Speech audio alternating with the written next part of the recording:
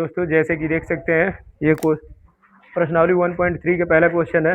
क्या दे रहा है इसमें कि सिद्ध कीजिए कि रूट 5 ये क्या है, ये अपरिमेय संख्या है। यहाँ से एक क्वेश्चन बोर्ड में जरूर बनता है, ठीक है। इसको देखें, सबसे पहले हम हल कैसे करेंगे। हमें दिखाना है कि रूट 5 क्या है, एक अपरिमेय संख्या। तो सबसे पहली बात ये कि इसको हल करते समय हम रूट 5 को परिमेय मानेंगे, ठीक है। यदि वो परिमेय नहीं हुआ तो हम क्या कर सकते हैं, अतः सिद्ध होता है कि ये क्या हो जाएगा, अपरिमेय। तो सबसे पहले इसको हम परिमेय मान के हम क्या करेंगे, हल करेंगे। तो हल करने का तरीका हम क्या करेंगे, सबसे पहली बात लिखेंगे, क्या लिखेंगे कि माना, पहले मान लेंगे, ठीक है। माना रूट 5 जो है, रूट 5 एक परिमेय संख्या है, एक परिमेय संख्या है, परिमेय संख्या है। जैसे इसको परिमेय हम मानेंगे, ठीक, जैसे इसको हम परिमेय मानेंगे तो हम जानते हैं कि जो परिमेय संख्या होती है ना वो पी बटे क्यू के रूप की होती है। तो हम रूट 5 को हम बराबर की मान लेंगे, क्या, पी बटे क्यू के बराबर हम मान लेंगे, क्योंकि परिमेय संख्या जो होती है वो पी बटे क्यू के रूप में होती है, ठीक है। कोई पूछे परिमेय संख्या किसे कहते हैं, तो डिफिनेशन आप लोग जानते हैं कि परिमेय संख्या उसे कहते हैं जिसे हम पी बटे क्यू के रूप में लिख सकते हैं। यदि हम इसको परिमेय मानेंगे तो हम रूट 5 को पी बटे क्यू के बराबर दिखाना पड़ेगा, यदि मान लिए तो, ठीक। ये काम पहले, इसको जैसे हम मान लिए ये आ गया, इसके बाद हम क्या करेंगे, क्यू से क्रिया की इधर क्या कर देंगे, हम गुणा कर देंगे इसमें रूट 5 में। तो क्या बनेगा, रूट 5 क्यू बराबर, जैसे इससे इसमें मल्टीप्लाई कर देंगे, ठीक है। तो इधर क्या बच जाएगा, केवल पी बचेगा। अब हम क्या करेंगे, सिंपल, यही समझने वाली बातें हैं कि हम दोनों पक्षों के क्या करेंगे, वर्ग करेंगे। लिखेंगे क्या, दोनों पक्षों का वर्ग करने पर, ठीक है, दोनों पक्षों का वर्ग करने पर, वर्ग करने पर जैसे वर्ग करेंगे तो देखिए ये रूट 5 जो होगा ना, रूट 5 और क्यू का क्या हो जाएगा, इधर भी वर्ग हो जाएगा और पी का वर्ग इधर हो जाएगा, कोई दिक्कत। इसका जब हम वर्ग करेंगे तो आपको मालूम है कि जब रूट में कोई संख्या रहती है उसका जब वर्ग किया जाता है तो रूट हट जाता है और संख्या ऐसे ही क्या हो जाती है, लिख दी जाती है या उतर जाती है। तो रूट 5 का वर्ग करेंगे क्या हो जाएगा, केवल 5, रूट हटेगा।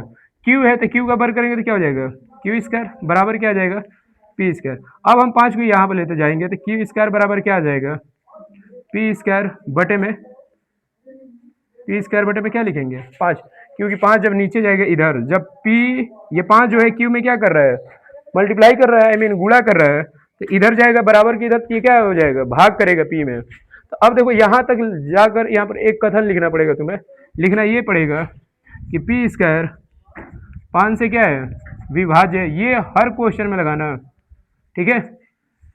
पी स्क्वायर जो है 5 से क्या है, इसका मतलब क्या है, पी जो है 5 से क्या है, पी स्क्वायर जो है 5 से क्या है, विभाज्य। जब पी स्क्वायर 5 से विभाज्य है तो तुम कह सकते हो अतः पी भी जो होगा वो 5 से क्या होगा, विभाज्य होगा, विभाज्य होगा। और जब पी 5 से विभाज्य हो जाएगा तो हम कह सकते हैं कि पी और क्यू का जो एचसीएफ होगा, एचसीएफ यदि परिमेय होती, इनका एचसीएफ क्या आता, एक आता, लेकिन पी स्क्वायर जो है वो 5 से विभाज्य है और पी भी 5 से क्या है, विभाज्य है।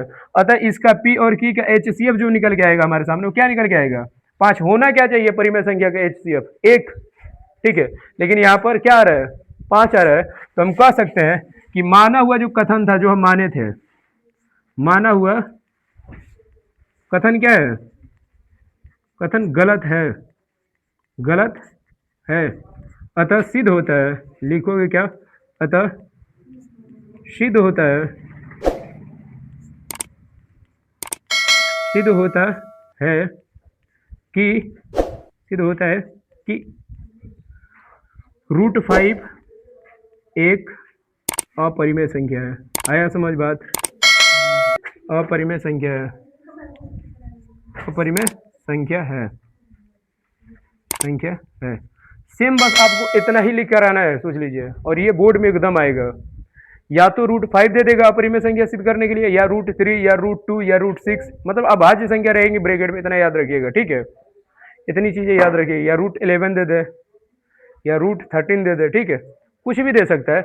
आपको बस इतना ही करना है, यदि आ जाए तो इतना ही करना है। क्वेश्चन नंबर 1 हल हो चुका है।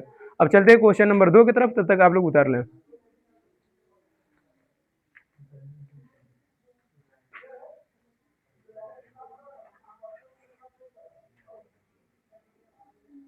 देख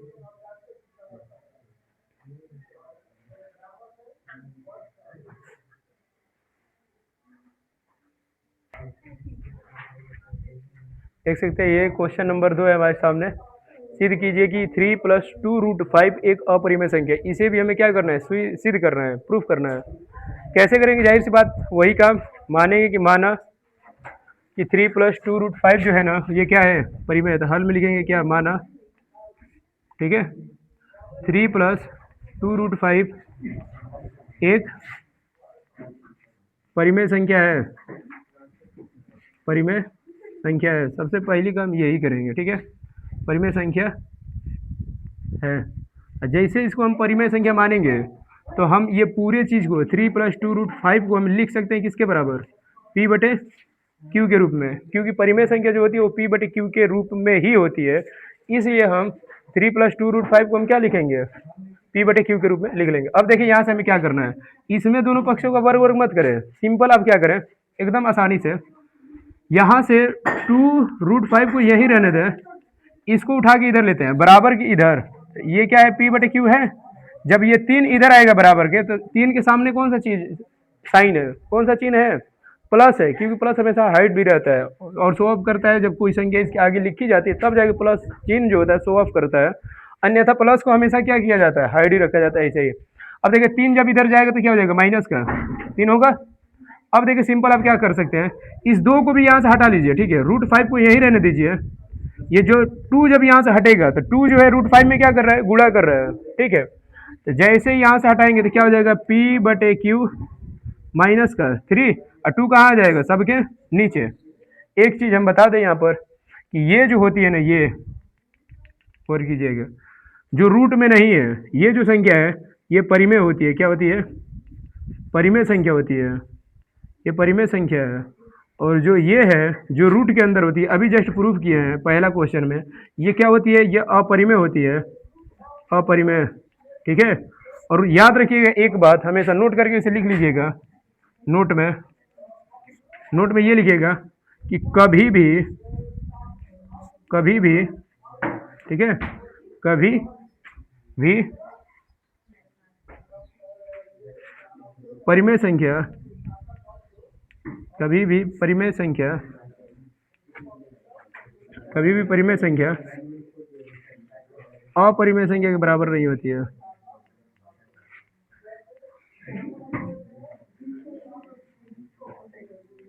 अपरिमेय संख्या के बराबर नहीं होती है, बराबर नहीं होती है, नहीं होती है, कभी भी परिमेय संख्या अपरिमेय संख्या के बराबर नहीं होती है।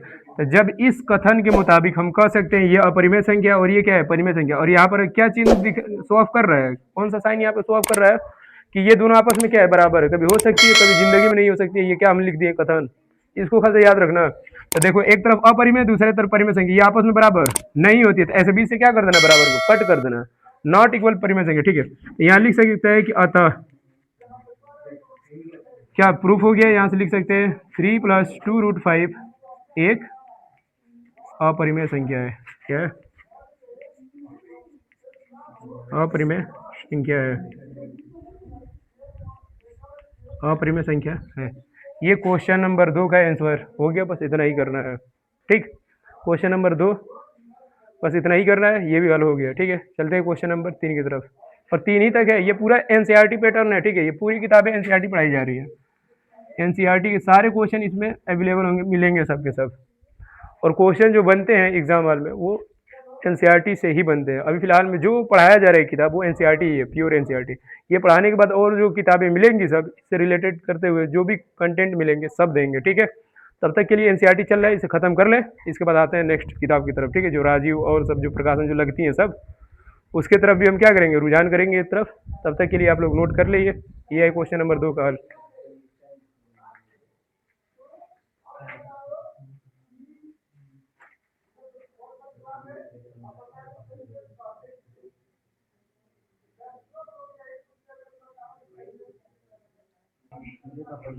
ये रहा क्वेश्चन नंबर 3। सिद्ध कीजिए कि निम्नलिखित संख्या है क्या है, अपरिमेय संख्या। 3 संख्या आपके सामने है, 1/√2, दूसरा क्या है 7√5, इसके बाद क्या है 6 + √2। इसको प्रूफ करना है हमें क्या कि संख्या जो है वो अपरिमेय संख्या आई मीन इरेशनल नंबर है। सिद्ध करेंगे तो सबसे पहले क्या करेंगे, देखो इसको सिद्ध करेंगे। वही काम जो 2 क्वेश्चन में किया है ना, वही काम जस्ट इन तीनों क्वेश्चनों में करेंगे। क्वेश्चन नंबर तीसरे की तीनों क्वेश्चनों में करेंगे। पहला का हल देखें, सिंपल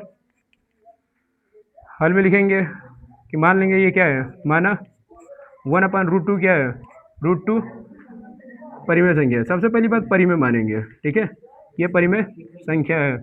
और जैसे हम परिमेय इसको मानेंगे, परिमेय संख्या है, तो हम कह सकते हैं कि 1/√2 जो होगा ना, ये बराबर हो जाएगा किसके, P/Q के बराबर हो जाएगा। और जैसे ये बराबर हो जाएगा तो याद रखिएगा, इसको इधर त्रिया गुणा कर दे, इसको इधर साइड में, साइड मल्टीप्लाई जिसको कहते हैं, इक्वल। इसे इधर करेंगे तो Q हो जाएगा बराबर, इसे इधर करेंगे तो क्या हो जाएगा, रूट में 2P होगा। अब ये पहले क्वेश्चन की तरह बन गया, जैसे √5 हम लोग प्रूफ किए थे वैसे ही बन गया ये। अब क्या करेंगे, दोनों पक्षों का वर्ग, दोनों पक्षों का वर्ग। और जैसे दोनों पक्षों का वर्ग करेंगे तो ये क्या हो जाएगा, Q² हो जाएगा बराबर, ये क्या बनेगा, रूट में 2P जो है ये क्या बनेगा, रूट खाल से हट जाएगा, इसका 2 आ जाएगा, इसका करेंगे तो क्या हो जाएगा, P² हो जाएगा। तो इसको P² के यही रहने दीजिए, ठीक है, P² जो है यही रहने दीजिए, 2 को इधर भेज दीजिए, तो Q² बटे में क्या हो जाएगा, 2 होगा। आप यहाँ से कथन क्या लिखेंगे कि Q² 2 से क्या है, 2 से विभाज्य है, विभाज्य है। अतः Q जो होगा, Q भी 2 से क्या होगा, 2 से विभाज्य होगा, विभाज्य होगा। और जब ये सब विभाज्य हो सकते हैं तो हम कह सकते हैं कि P और Q का HCF जो होगा हमारे सामने, HCF वो निकल के आ जाएगा क्या, 2, जबकि आना क्या चाहिए था, HCF 1 आना चाहिए था।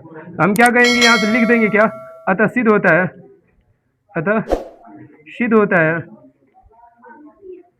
सिद्ध होता है, सिद्ध होता है कि क्या 1/√2, 1/√2 एक अपरिमेय संख्या है, अपरिमेय है, ठीक है। अब इधर देखें, सिंपल इसको करेंगे तो सबसे पहली बात इसका हल क्या होगा, मान लेंगे हल में कि माना ये क्या है, माना 7√5 परिमेय है। और जैसे इसको हम परिमेय मानेंगे, परिमेय मानते ही ये क्या बन जाएगा, 7√5 क्या हो जाएगा, P/Q के रूप में हो जाएगा। सिंपल आप कह सकते हैं 7 नीचे चला जाएगा यहाँ से, तो √5 बचेगा, 7 का मल्टीप्लाई Q में कर दीजिए, तो P/, क्या हो जाएगा, 7Q होगा। आपको मालूम है भली बात है कि ये वाली जो संख्या ये क्या है, परिमेय है, इस संख्या का नाम परिमेय संख्या है। ये संख्या परिमेय हुई, और ये √5 कैसी संख्या है, अपरिमेय, कैसी है, अपरिमेय, ठीक है। अब कभी भी एक कथन लिखवाए थे, कभी भी परिमेय संख्या अपरिमेय संख्या के बराबर नहीं होती। तो ये जब आपस में बराबर नहीं होंगे तो आप बीच में से क्या कर दीजिएगा, इसको कट और लिख दीजिएगा कि अतः सिद्ध होता है, अतः सिद्ध होता है, होता है, अतः सिद्ध होता है कि 7√5 जो है, 7√5 एक अपरिमेय संख्या है। कोई दिक्कत, अपरिमेय संख्या है, आई मीन इरेशनल नंबर है, ठीक है। ये भी क्वेश्चन नंबर 2 का हल है, देख सकते हैं। अब क्वेश्चन नंबर 3, जैसे क्वेश्चन नंबर 2 हम हल किए हैं वैसे ही क्वेश्चन नंबर 3 को हल करना है। हल्का सा हिंट दे रहे हैं, आप लोग कर लीजिएगा। देखिए कैसे करेंगे हल में। सबसे पहली बात वही जो अपना सरकारी काम चल रहा है कि मान लेंगे, सबसे पहली बात क्या, माना 6 + √2 कैसी संख्या है, √2 परिमेय मानेंगे। सबसे पहले दिखाने के लिए हम इसे क्या मानेंगे, परिमेय मानेंगे। और जैसे परिमेय मानेंगे तो हम कह सकते हैं कि 6 + √2 जो होगा वो बराबर हो जाए किसके, P/Q के रूप में होगा। कुछ नहीं करना है आपको, 6 को इधर लेते आना है, तो √2 तो इधर ही रहेगा, लेकिन इधर क्या जाएगा, P/Q, और 6 इधर आ जाएगा तो माइनस के क्या हो जाएगा 6, क्योंकि 6 इधर क्या है, प्लस में है। जब बराबर की इधर जाएगा तो क्या हो जाएगा, माइनस में। एक चीज नोटिस कर रहे हैं, ये वाली जो संख्या है ये क्या है, परिमेय है, और ये संख्या क्या है ना, ये जो है अपरिमेय, सॉरी ये क्या है, अपरिमेय, और ये पूरी संख्या क्या है, परिमेय। ये परिमेय संख्या है और ये क्या है, अपरिमेय है, अपरिमेय, ठीक है। अब कभी भी अपरिमेय संख्या परिमेय संख्या के बराबर नहीं होती, तो अब क्या करेंगे, ये बराबर के इक्वल ऐसे कर देंगे। और लिख देंगे कि अतः सिद्ध होता है, अतः सिद्ध होता है, सिद्ध होता है, अतः सिद्ध होता है कि 6 +